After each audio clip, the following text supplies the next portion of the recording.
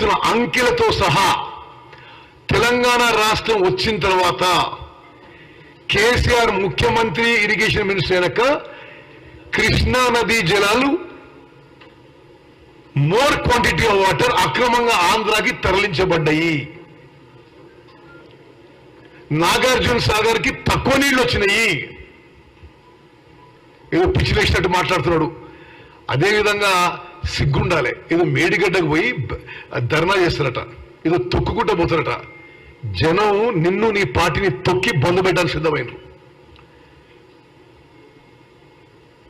94,000 కోట్లు ఖర్చు చేసి ఒక పిల్లర్ పోయింది. సిగ్గు, శరం, లజ్జ అన్ని వదిలేసి మాట్లాడుతున్నాడు. మేడిగడ్డ బ్యారేజ్ కాళేశ్వరం ప్రాజెక్టుకి గుండెకాయ లాంటిదని వాళ్ళే అన్నారు.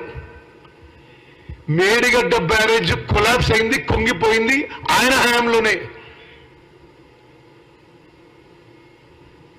అక్టోబర్ 21వ తారీఖున మేడిగడ్డ బ్యారేజ్ కుంగిపోయినప్పుడు Kalvakuntla Chandrasekhara Rao chief minister, irrigation minister.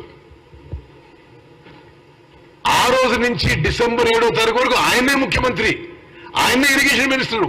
ఒక్క మాట మాట్లాడలేదు. ఈరోజు ఈ బ్రోకరు జోకరు మాటలు మాట్లాడుతున్న కేసీఆర్ అక్టోబర్ 21 నుంచి డిసెంబర్ 7వ తారీఖు వరకు నువ్వే ముఖ్యమంత్రి, నువ్వే ఇరిగేషన్ మినిస్టర్. ఒక్క మాట మాట్లాడలేదు. నువ్వు చేసిన దోపిడీకి వేరే వేరే రాష్ట్రాలు, వేరే వేరే దేశాల్లో ఉరిదీస్తారు.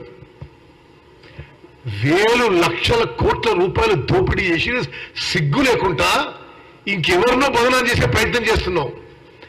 తెలంగాణ ప్రజానీకానికి, తెలంగాణ రైతులకి మేము చేతులెత్తి దండం పెట్టి విజ్ఞప్తి చేస్తున్నాం. ఇది కేసీఆర్ తీసుకొచ్చిన కరువు. కేసీఆర్ హయాంలో నీళ్లు తగ్గిపోయినాయి.